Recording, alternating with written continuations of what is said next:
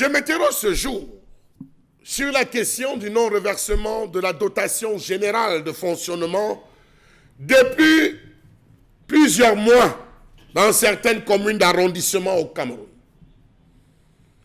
Comment comprendre que certaines communes d'arrondissement de ce pays soient sans dotation générale de fonctionnement depuis près d'un an?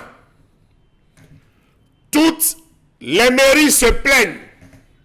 Les personnels des mairies se plaignent. C'est mauvais.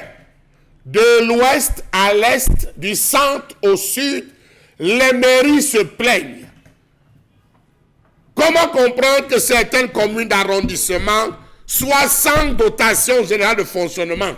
C'est grave. Ces ressources représentent la quote-part des recettes collectées par la communauté urbaine qui ne sont pas reversées, dit-on, depuis plus de 3 trimestres.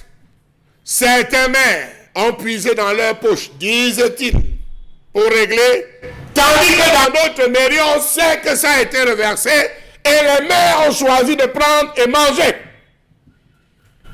Comment comprendre que certaines municipalités se trouvent privées des ressources, évaluées à près de 2,8 milliards de francs CFA pour le seul exercice 2022? On parle là de certaines mairies, des communes d'arrondissement dans le centre.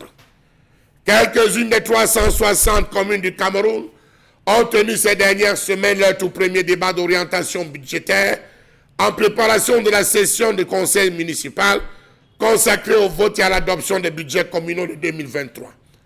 D'autres mairies sont en version statu quo. Elles n'ont pas avancé. Ici, dans le littoral camerounais, et celles dépendant même dans le Mongo, il y en a plein qui n'ont même pas avancé depuis. Parce qu'il y a des conflits entre le maire et le premier adjoint, parce qu'il y a des conflits dans la gestion, rien statu quo. En théorie, pour l'année prochaine, les collectivités territoriales décentralisées doivent toutes s'arrimer à la politique de budgétisation par programme. Budget-programme, conformément à la loi du 11 juin 2018, portant régime financier de l'État et des autres entités publiques.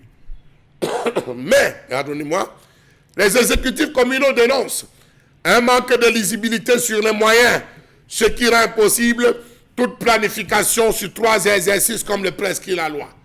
Comment comprendre que le Mindevel soit silencieux comme une carpe rassasiée? Le ministre n'en parle pas pourtant des lettres. Des lettres de dénonciation, d'accusation sont portées à son niveau concernant la situation que vivent ces communes d'arrondissement. Savez-vous que non seulement l'État ne consent pas à affecter les 15% de la quote-part de son budget central aux régions et aux communes comme le prévoit la loi de 2019 portant Code général des collectivités territoriales décentralisées, mais en plus la non-actualisation de la loi de 2009 portant fiscalité locale maintient certains archaïsmes sur le champ de la collecte des impôts, taxes et redevances, lequel système prive les communes des ressources considérables. Comment comprendre que jusqu'à ce jour, le processus et le timing de paiement des centimes additionnels communaux au niveau du ministère des Finances continuent à poser problème? N'y a-t-il pas lieu d'interroger la logique derrière la gestion de la dotation générale de fonctionnement par les mairies de ville, alias communauté urbaine? Savez-vous qu'à Yaoundé, par exemple, aucune des 7 communes d'arrondissement n'a reçu cette enveloppe depuis au moins 3 trimestres, alors que ces ressources représentent la quote-part des recettes collectées par la communauté urbaine pour les communes de son ressort, qui devrait être reversé tous les 3 mois. Info ou intox, une chose est sûre, on parle sous cap, on se plaint, la mairie de ville reste, elle, silencieuse.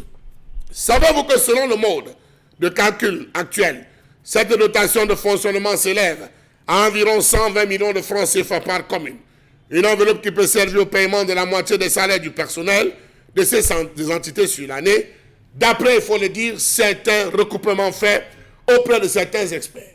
Nous sommes en fin d'année, rien n'est passé, on se prépare à voir 2023, tout cela risquera de passer en perte et profit.